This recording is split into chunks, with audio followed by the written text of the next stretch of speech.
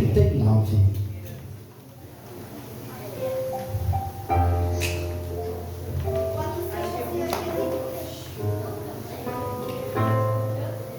Quem já achou, vai botando-se em cima do joelho. Quem não achou, continua sentado. Ninguém achou ainda. Olha, a Rosa achou, graças a Deus. Olha, a Ana Lobac, a Cláudia. Aí, mais gente achou. Porque quem estiver sentado, eu vou entender que não achou. Eu vou esperar um pouquinho. Diz o Breno que está com problema nas pernas. Que não levanta.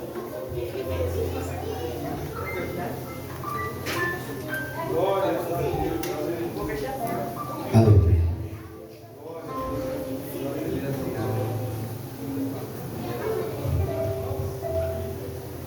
Amém? E o moço não entendeu coisa alguma. Só Jonatas e Davi sabiam deste negócio. Fala, amigos, tem bons segredos. Então Jonatas deu as suas armas ao moço que trazia e disse-lhe: anda, leva-as à cidade. E indo-se o moço, levantou-se Davi do lado do sul e lançou-se sobre o seu rosto em terra e inclinou 3 vezes. E beijaram-se um ao outro e choraram juntos. Fala, choraram juntos. Vamos contar o finalzinho agora, vai. Choraram juntos. Mas Davi chorou muito mais. Vamos de novo. Choraram. Vai, 1, 2, 3.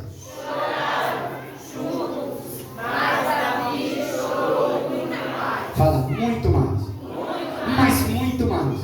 Não, mas muito mais. Senta aplaudir esse Deus em nome de Jesus. Aleluia. Glória a Deus.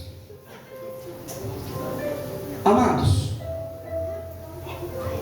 pregar a tristeza de Davi e o choro talvez hoje faça muito significado na sua vida, porque eu vou pregar algumas tristezas de Davi.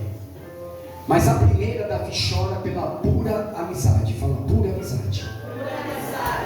O pastor começou há muito tempo atrás a entender o que é amizade a partir do momento que eu comecei a compreender como a Bíblia classifica as amizades. E Davi mostra para nós que a pura amizade nos faz chorar. E Davi chora porque ele sente o peso dessa pura amizade. Quando falamos de Davi, falamos de um homem que tem uns feitos tremendos.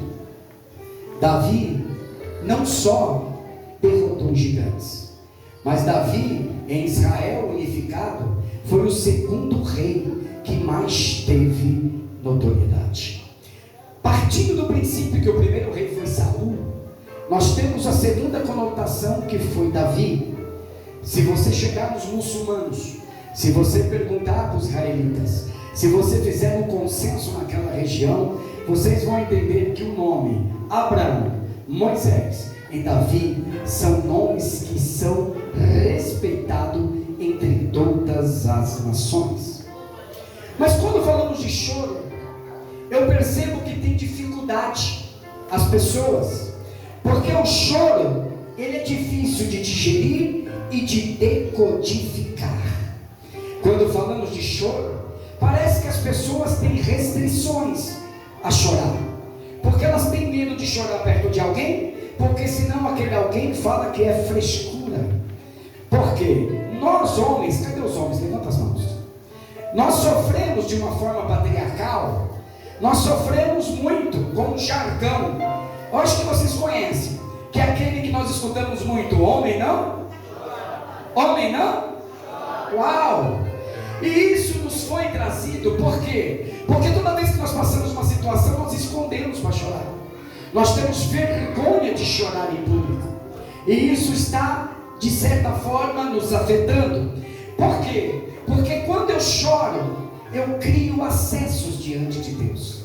Eu vou repetir, quem sabe você eu choro, eu crio acessos diante de Deus. Empatia. Você sabe o que é empatia? É o que está escasso no dia de hoje. Empatia é um movimento de eu me colocar no lugar do outro. Sabia que hoje empatia quase não tem, porque cada um olhando para o seu próprio? É dessa forma que nós estamos seguindo a vida. Nós pensamos, se o meu celeiro está cheio, que não tem importância o celeiro do outro. Se o meu casamento está bom, não tem importância o casamento do outro. Se o meu carro está bem, não importa o carro do outro. Nós perdemos a empatia. Talvez na Bíblia você conheça empatia de outra forma, chamada de misericórdia e de compaixão, porque Jesus morreu por todos nós. E como falta empatia? Porque parece que nós ficamos frios, gelados. Parece que nós vivemos num tempo em que o meu irmão não importa. Hoje eu estava de manhã e me deu 5 minutos e eu saí do lugar que eu tinha que ir e fui para Cracolândia. Eu, pastor, estou dizendo para você, fui para Cracolândia hoje.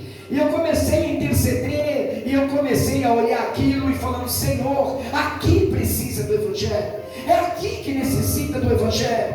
Porque nós somos eclésia. Eclésia é a igreja de dentro para fora. A igreja não é aqui. A igreja não é só essas paredes. A igreja é aquilo que você faz lá fora. Isso é a igreja de Deus. Porque está muito fácil eu ser crente e fazer tudo aqui dentro.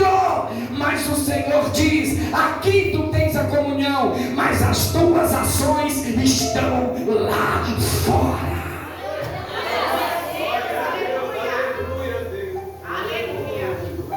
E nós escutamos muito, o homem não?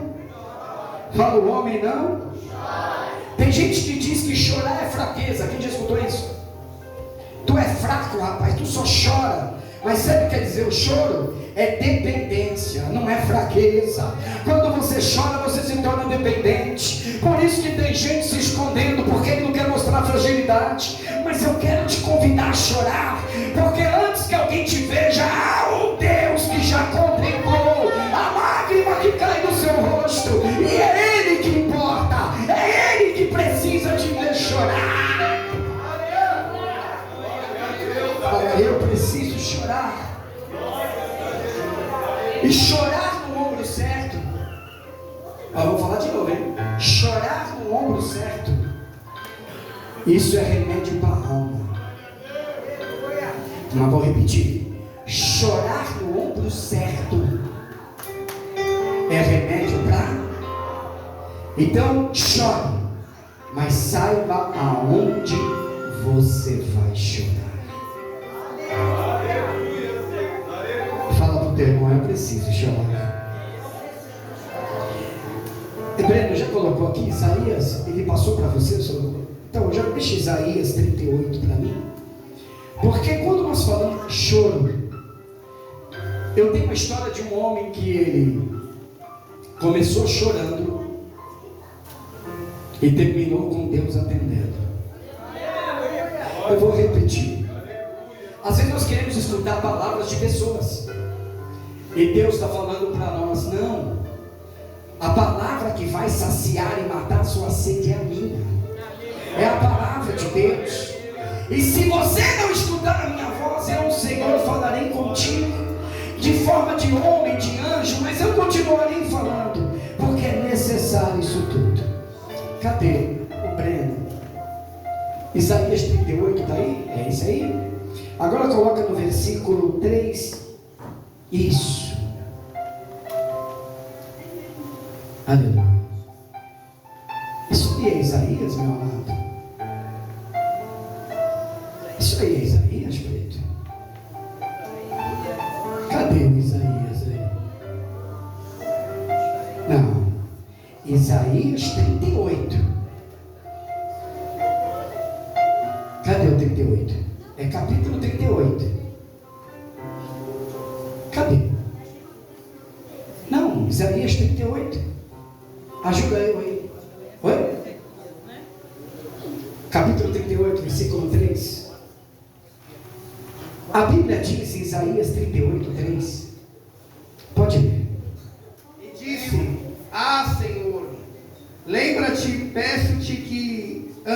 diante em verdade e com coração perfeito, e fiz com que era reto aos teus olhos. E chorou Ezequias muitíssimo. Ezequias fez o quê? Chorou muitíssimo. O rei Ezequias estava recebendo uma sentença de Deus. Fala, sentença de Deus. Quando o rei Ezequias recebe a sentença de Deus, e o profeta Isaías denuncia, declara, a Bíblia diz que ele começa a suplicar a Deus, mas é somente quando ele começa a chorar, é que o Senhor intervém de novo e manda Isaías. Eu quero provocar você a partir de agora, começar a explorar o teu sentimento e colocar para fora. Porque você sabia que quando você chora e não chora para fora, chora para dentro, você está causando uma doença para você? Você sabia que você está pronto para adoecer? Você está pronto para passar uma dificuldade de saúde na tua vida? Então eu quero declarar na tua vida que a partir de hoje você tem que chorar para fora. Porque se ele estiver do teu lado, não entender o teu choro, ele não está pronto para andar diante de ti. Pelo contrário, se alguém te ver chorar, teria que chorar junto, se emocionar e estar com você.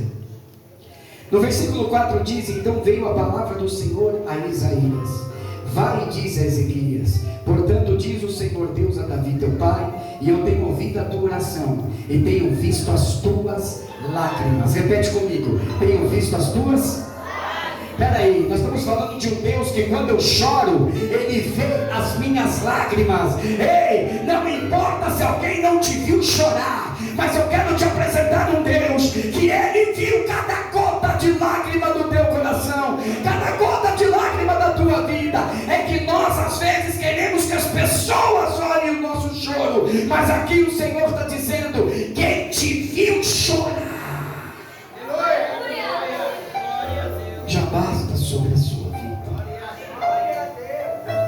Você conhece o poder da lágrima? A lágrima, segundo os oftalmologistas, ela lubrifica a córnea. Tem gente que córnea seca porque não está chorando mais. É tempo de chorar. Fala para o teu irmão: é tempo de chorar. Qual é tempo de chorar?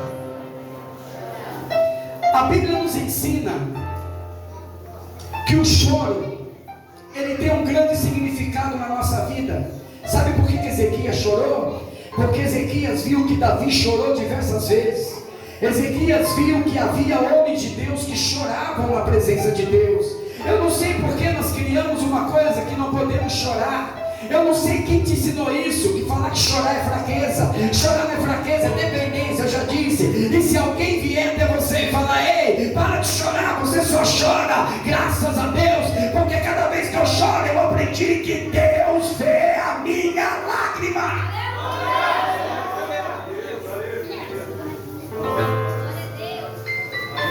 Só que a Bíblia diz que muitos homens choraram. Eu vou falar só um. Posso falar só de um? Eu vou falar só de um homem. Coloca Gênesis capítulo 32, versículo 23. Eu vou falar de um homem que chorou. E esse homem, ele lutou com um anjo. Quem é? Olha, por que todo mundo lembra? Falei, esse homem lutou com um anjo. Quem é? A Bíblia diz em Gênesis 32, aí já está bonito, tá vendo só? Aí, ó. A Bíblia diz que Jacó se levantou e foi passar perto do vale de Jaboque. E a Bíblia diz que ele teve uma luta constante com o anjo. Só que esse anjo é uma teofania. O que quer dizer? Teo significa Deus, fania significa aparição. Então Deus aparece para ele.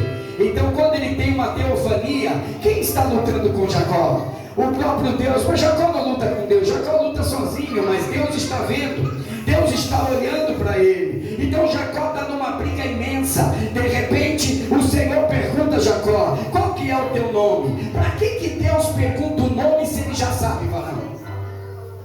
Para que Deus está olhando para Jacó e perguntando o nome se ele já sabe o nome de Jacó? Sabe por quê, meu irmão? Deus está fazendo alusão a 20 anos atrás na vida de Jacó, quando ele quis se passar pelo seu irmão Esaú. Então ele enganou, ele mentiu, ele fez ali com que ele fosse o irmão Esaú. Então Deus pergunta para ele: eu não converso com quem tem crise de identidade. Ou você diz quem você é, ou eu não vou falar com você. Que tem gente que é uma coisa aqui, é outra aqui.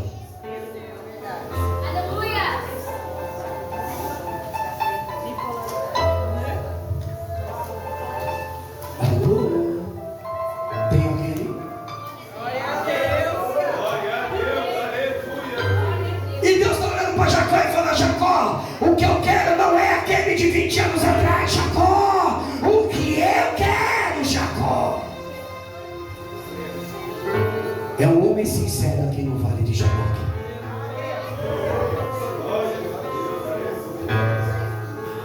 Eu vou usar uma metáfora para você. Faz assim com a mão. Fala: Deus está de saco cheio de dupla personalidade.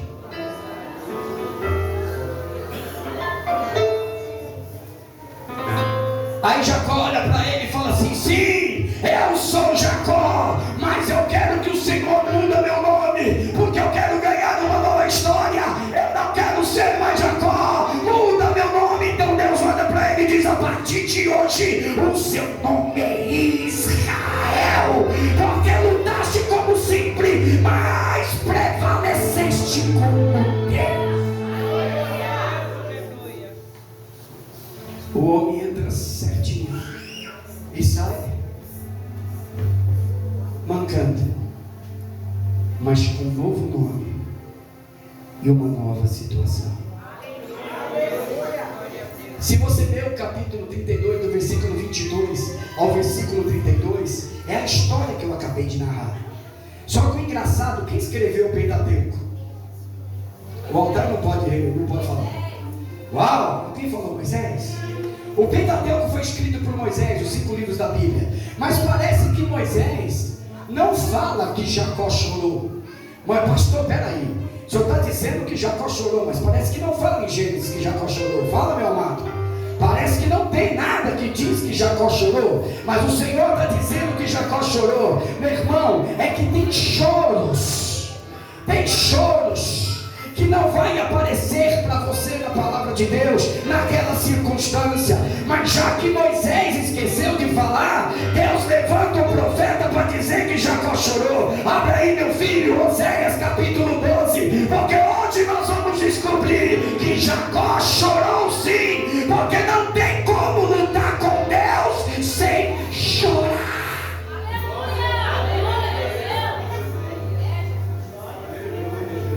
Oséias capítulo 12. Tá aí, filhote? Ele tá passando no teste hoje. O bichinho tá ali no crivo. Olha lá. Oséias capítulo 12. Bota aí para nós. Aí, Oséias 12, versículo 3. E no ventre pegou o calcanhar do seu irmão. Ele está falando de quem? Quem que nasceu grudado no calcanhar e na sua força lutou com Deus. Quem foi que lutou com Deus? No 4, lutou com o anjo e prevaleceu. E fez o quê?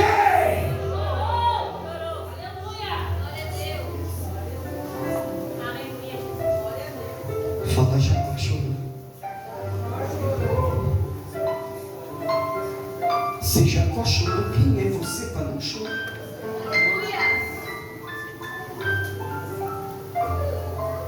Por que esse coração está tão duro que você não quer mais expor as suas lágrimas para ninguém?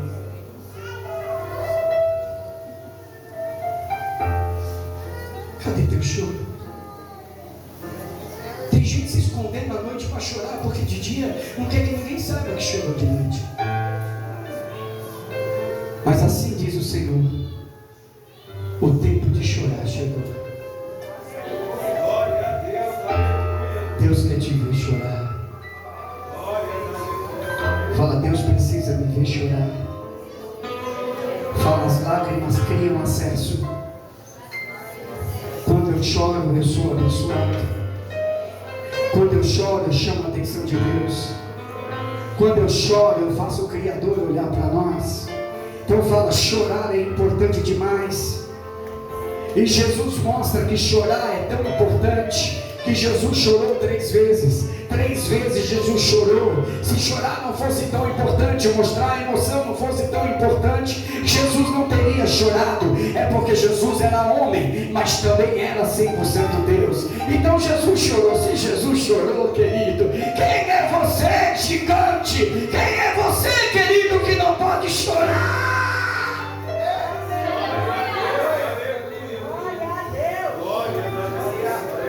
Tem gente que olha para você e fala, parece uma terra seca, não chora com nada.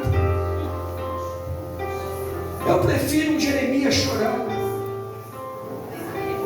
aquele que chora por qualquer coisa, entra na presença, chora. Só não chora quem nunca participou do luto. Quem já não participou do luto? Não chora, não sabe o valor de uma lágrima. Quem já viu um luto sabe o valor de uma lágrima.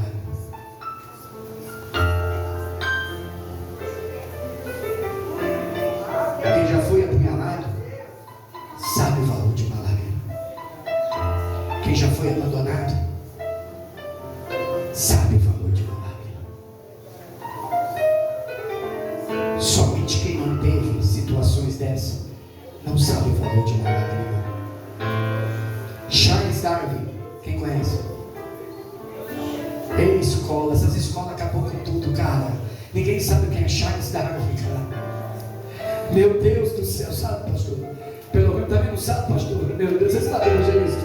Meu Deus do céu. Quem já ouviu falar da teoria da evolução? Uau, te apresento Charles Darwin. Sabe o que ele disse? Ele disse que lágrima é bobagem, que o homem não tem nada a ver esse negócio de chorar, que chorar é para os fracos. Hoje eu queria que tivesse Charles Darwin aqui dizer, homem, não diz isso, porque é um homem muito maior do que você. Chorou 3 vezes.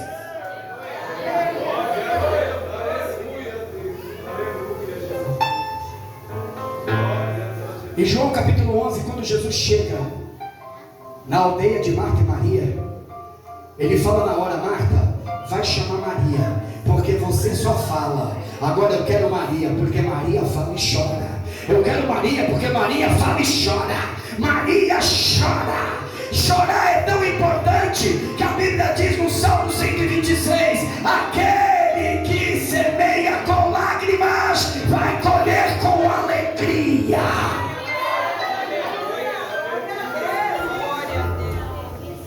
Fala, chorar é importante demais. Salmo 126:6 diz que nós temos que chorar e continuar andando. Eu vou repetir. Salmo 126:6 diz que nós temos que chorar e continuar andando. Ei, não é um choro que pode te parar. O choro é apenas para lembrar que Deus está te vendo. Mas mesmo chorando, limpa os olhos e continue andando e marchando, porque Deus é contigo. É porque tem gente que chora e fala, eu desisti de tudo. Eu acho que Deus nunca teve com você. Porque se você é cópia de Jesus, podem te alejar. Você pode chorar, mas largar.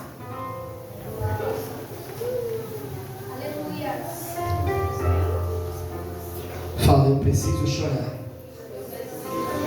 porque a minha emoção vai trazer a minha razão. Uau! Mas Davi está chorando. E Davi chora por quê? Fala, Davi chora por um amigo. Fala, Davi chora por um amigo. É isso que eu quero te ensinar essa noite. Reconfigurar os seus amigos. Sabe por quê? Porque todos são importantes.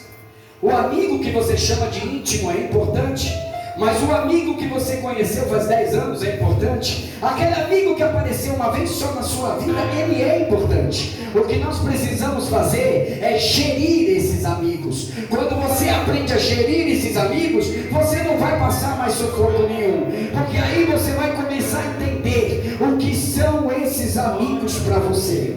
Olha que coisa interessante. Davi continua chorando por causa de amizade. Mas olha que legal. Provérbios 17:17. O amigo ama em todo tempo, mas é na angústia que nasce o amor.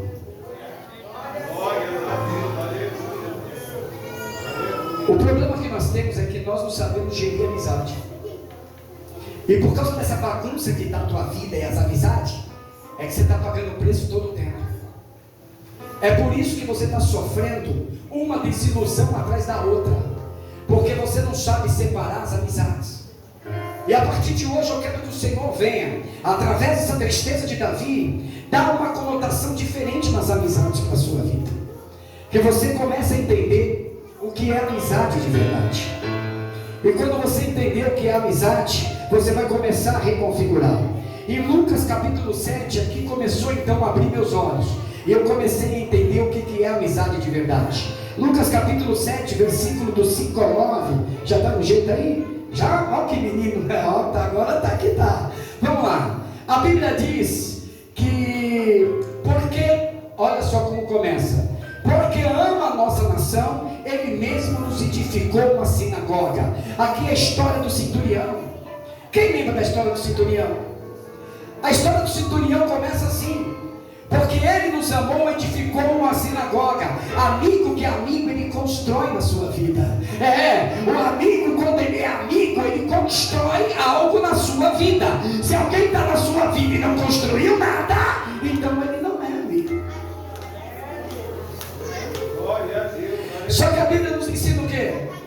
O centurião, quando Jesus está vindo, ele não manda os servos.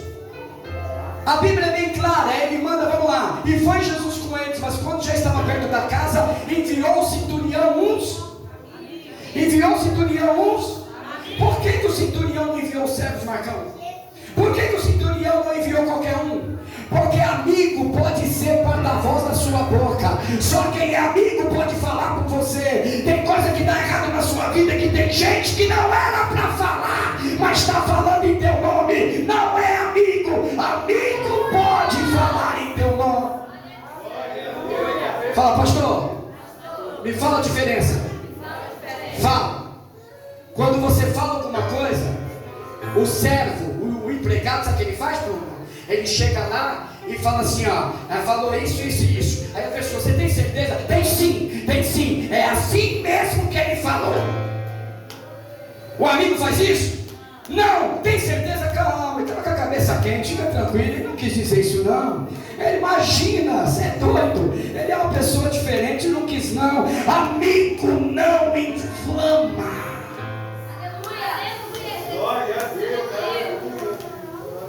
Se você tem um amigo que inflama, eu te convido a se entender se é amigo de verdade.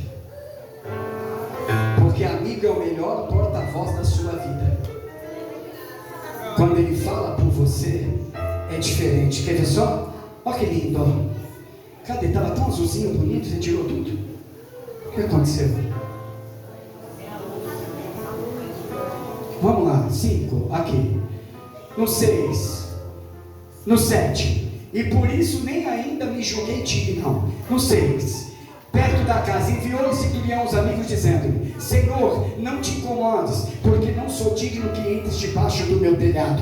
Quem que mandou essa frase? O centurião. Mas é o centurião que está falando ou são os amigos? São os amigos. Só que os amigos estão olhando para Jesus e dizendo: mestre, na realidade o que está querendo dizer é que o Senhor é tão grande, o Senhor é mais Senhor do que o meu Senhor, e nós conhecemos o Senhor. É por isso que dizemos que basta uma só palavra e vai ser salvo, vai acontecer a cura. O amigo, ele acredita naquilo que o amigo diz.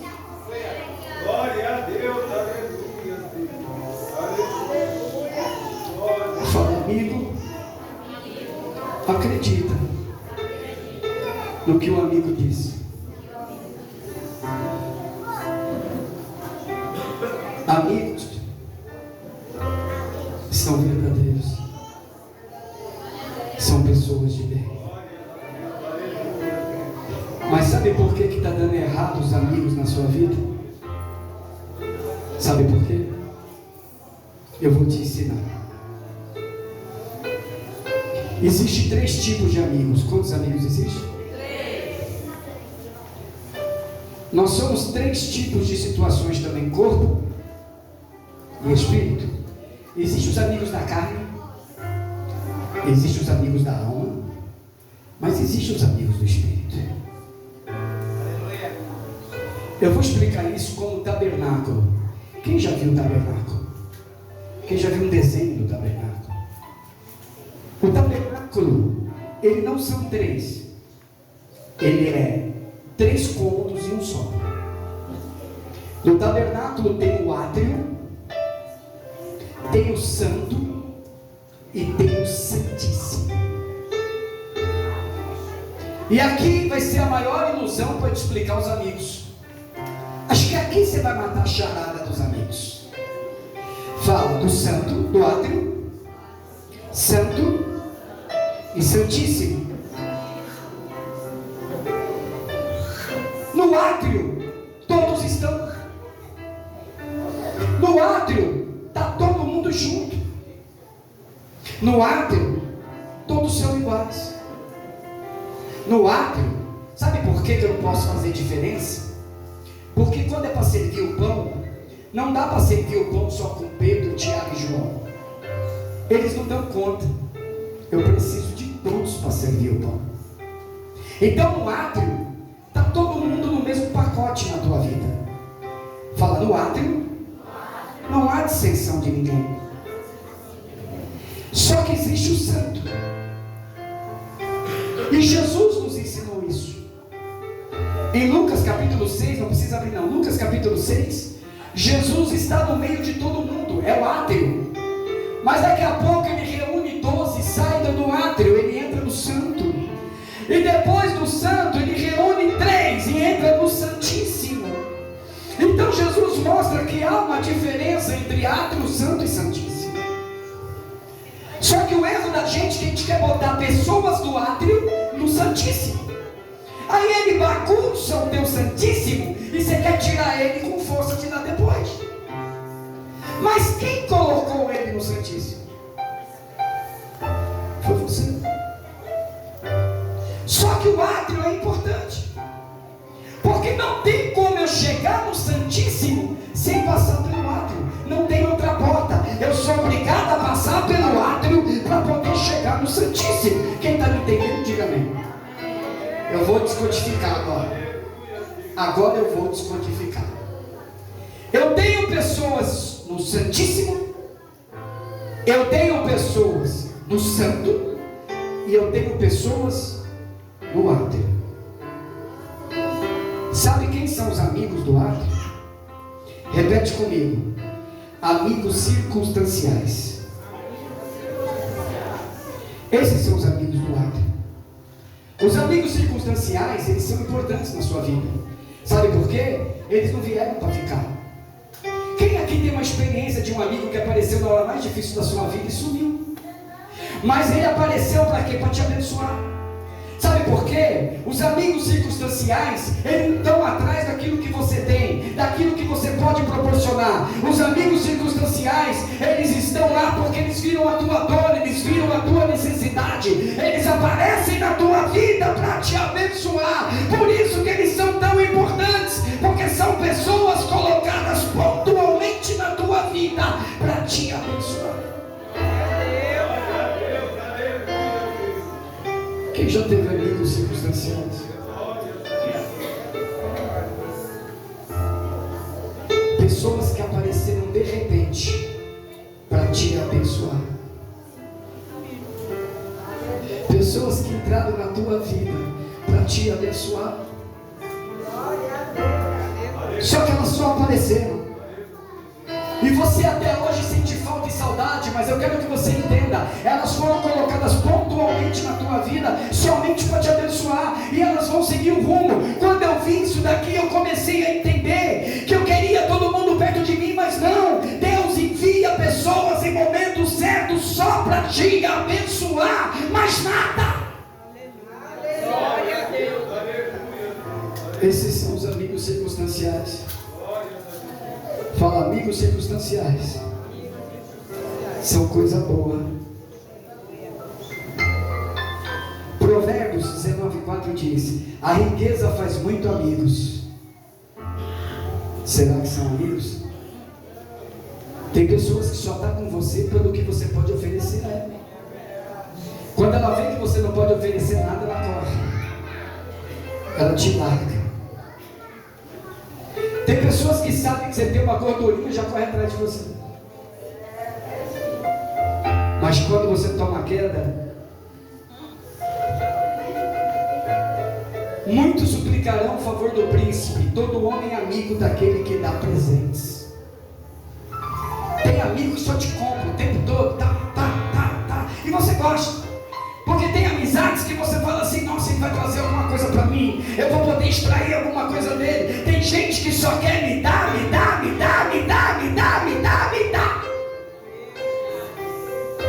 Glória a Deus,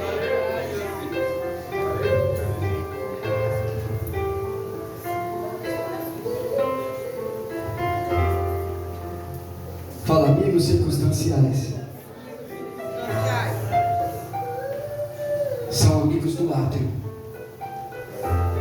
Já apareceu e já foi. Fala, pastor, eu nunca tive um desse. Eu profetizo que está chegando os amigos circunstanciais na sua vida. Amigos que vão ver o que está acontecendo com você e vão chegar para te abençoar. Fala agora, amigos de afinidade. Quem são esses? São aqueles que gostam de tudo que você gosta. E ele é importante. Tu compra uma saia, ela vai correndo e comprar outra saia igual. Esses são os amigos de afinidade. Fala que vai sair da igreja, eu estou indo também.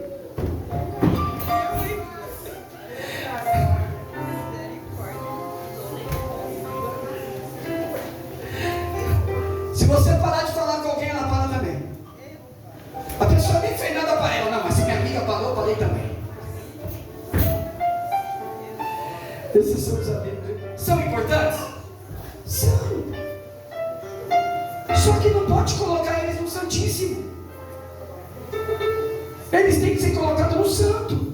Porque são pessoas que gostam de você. Apesar de te copiar, apesar de querer ser você, são pessoas que gostam de você.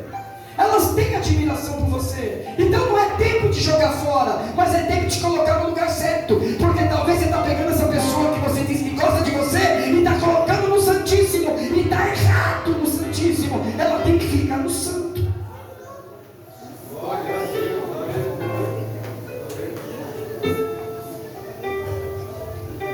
Provérbios 18:24. Um homem que tem amigos deve mostrar-se amigável. Há um amigo mais chegado do que um irmão. Quando você acha esse amigo de afinidade, é gostoso demais, sabia?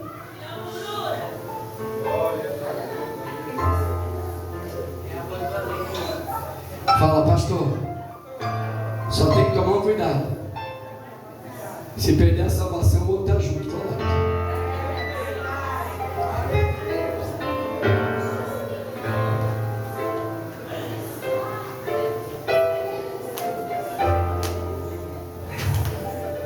Mas não pode encostar do marido da outra não, pelo amor de Deus. Está repreendido. E nem da mulher da outra, não pode não. Esses amigos de afinidade tem que tomar cuidado. Mas por que Davi está chorando, Juliano? Porque ninguém consegue administrar a perca. Tem muita gente dizendo assim: calma, Deus vai mudar tudo. Ei, falar está fácil, mas andar junto caminhador é que está difícil. Eu vou falar. Eu estava em casa, já faz uns dias aí acontecendo algo, e eu recebi uma ligação, uma mensagem da pessoa mais inusitada que eu achei que não tinha visto nada. Não vou falar o nome dela não. Mas ela falou: pastor, o senhor está bem? Uai, eu não falei nada para ela. Eu falei: por que você está me perguntando isso? Eu vi que o senhor não está bem. Eu falei: nossa, mas está tão notório assim? Eu falei: não, porque ninguém mais falou, só ela falou. Aí eu olhei para o meu tabernáculo e falei: aonde eu vou colocar ela? Acho que está na hora de tirar ela do átrio e botar ela no santo. Qual que é o último amigo? Repete comigo: amigo incondicional. É aquele que bota o dedo na sua cara, é aquele que bota o dedo na ferida, mas também fica junto com você até sarar. Ele não permite, mas também não te larga. Ele está com você o tempo todo. Esses são os amigos do Santíssimo. É os amigos que estão colados com você. Ele fala: eu estou te mostrando o teu erro, mas eu estou aqui para te ajudar a curar as suas feridas.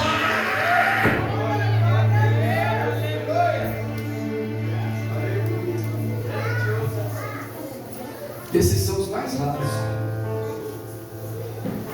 Eu quero encerrar em 1 Samuel capítulo 1, versículo 18:1. 1 Samuel 18:1. E aqui eu encerro. Fala, amigo, tem 3 virtudes: amor, proteção e lealdade. O amigo te ama. Fala, amigo me ama. Amigo tem um amor violento por você. Fala, amigo me ama.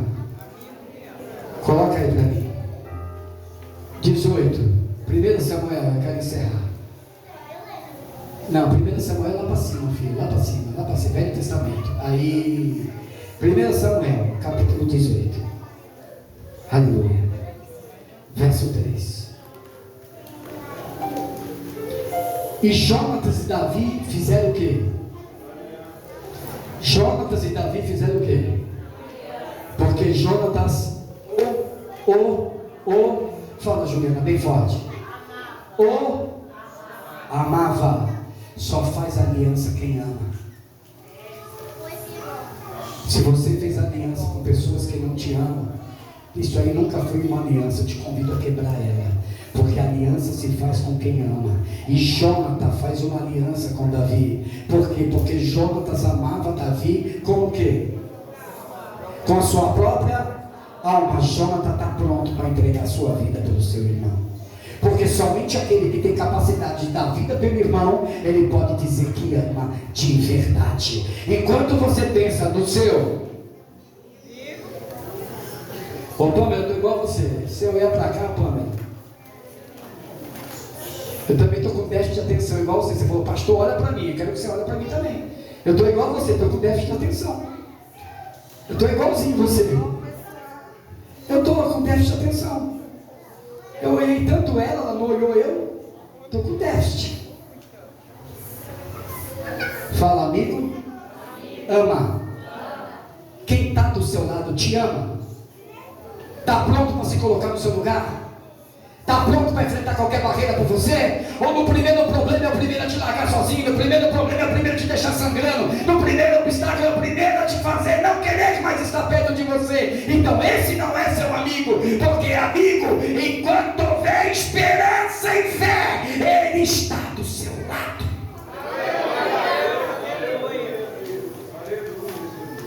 Por isso que você tomou um choque quando eu falei, né? Amigo dá para contar?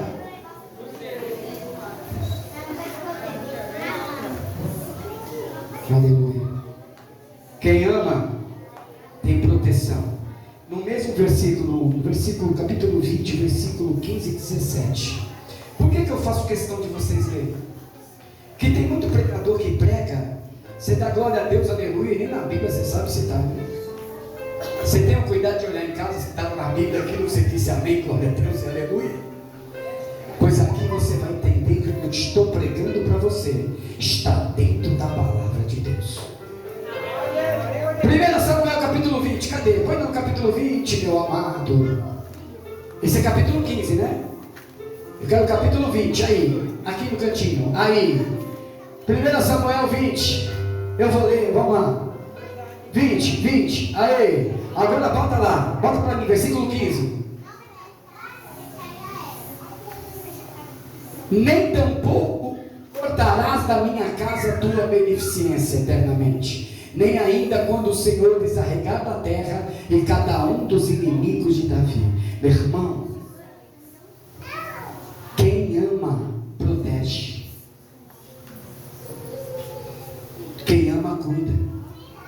Quem está assistindo os jornais por aí? Tem que assistir. Quando você vê uma mulher rasgar a barriga da outra para pegar o neném que está lá dentro, você vai entender que a única coisa que está esfriando essa terra é o amor. Quando você vê que você convida alguém dentro da sua casa e ela leva o seu marido embora, aí você vai ver que a amiga não é amiga.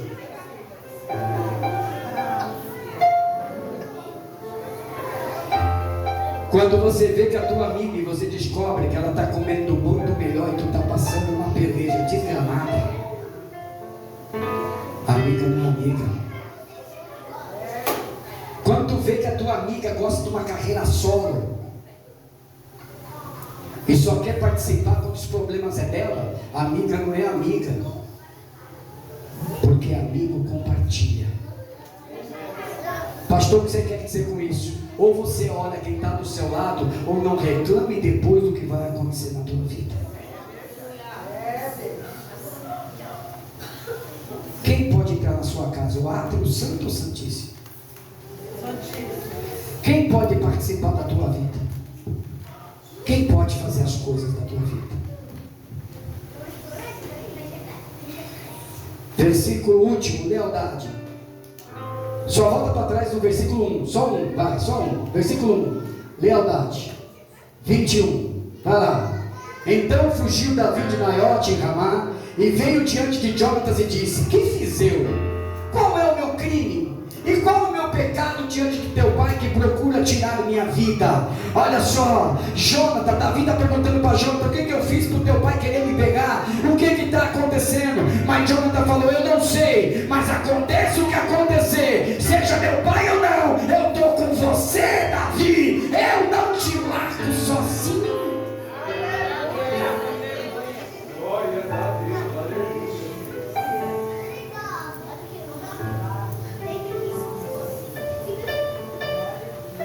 Como é que Davi não chora por causa do cara desse? Eu tenho vontade de ter um Jonathan para mim. Um cara que luta contra o próprio pai para me defender. Fala assim: pastor, da onde nasceu essa amizade? Essa amizade nasceu de um gigante que caiu. É em circunstâncias que Deus vai trazer o verdadeiro amigo até a sua vida. Fala, em circunstâncias que o verdadeiro amigo aparece. A Bíblia diz que quando Davi foi guerrear com o gigante, Saul ofereceu a armadura dele. A Bíblia diz que a armadura de Saul fez o que em Davi? Dançou. Davi não conseguia andar, mas o mesmo Jonathan ofereceu a armadura para Davi. Sabe o que a Bíblia está me ensinando? Que a armadura de colega não vai caber em você, mas a armadura de amigo, ela entra certinho na tua vida.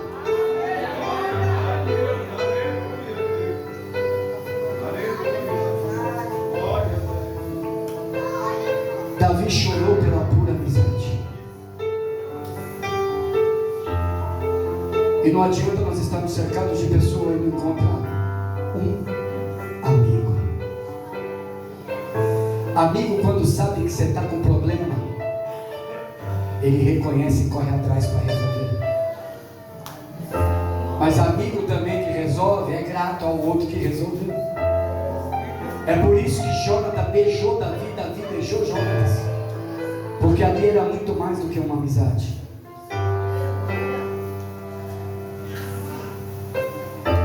Porque beijar alguém no rosto em Israel era sinal de respeito por aquela pessoa.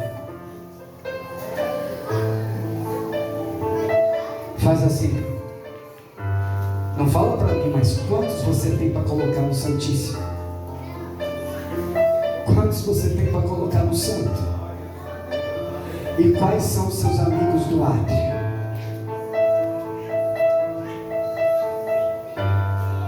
Você entendeu agora, Rosa? Ana Lobac, você entendeu, Ana?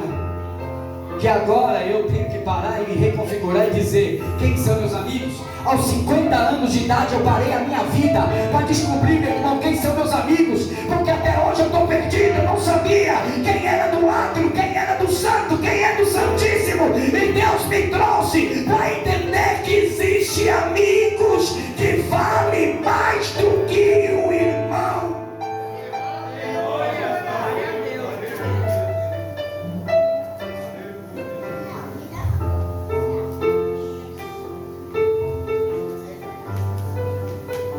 Ô Bruno, eu vou encerrar. Eu vejo gente falar que às vezes passou situação boa. Marcão, eu já experimentei a riqueza. Eu estava falando para aqui, irmã. Estava falando para tu, né? Estava falando para Cássia. Eu já experimentei a riqueza, Marcão. Era pouco amigo que estava em casa? Churrasco do fim de semana, churrasco na semana, churrasco disso, churrasco daquilo. Eu dava carro, emprestava carro, dava documento, emprestava documento, fazia tudo, irmão. Quando eu tomei o escorregão, irmão, nenhum dos meus amigos, o William, apareceu. Quando eu estava sozinho, nenhum apareceu. Eu não vou falar nome para não gerar ciúmes, mas quando eu estava sozinho, Deus apresentou um irmão que sabia das histórias, mas sabia que eu estava quebrado. E ele falou: tamo junto, vamos andar. Irmão, mas eu estou doente, fica tranquilo que eu te carrego. Glória a Deus. Glória a Deus. Aí depois você quer que eu esqueça isso? Você quer que eu esqueça isso? E quase que eu esqueci, Rosa. Se Deus não me traz essa mensagem no coração, irmão, quase que eu esqueci, porque eu estava tratando tudo igual. E Deus está falando: no dia da tua angústia nasce o irmão vai aparecer no momento mais difícil da sua vida. Sabe por quê? Porque esse é verdadeiro e fiel.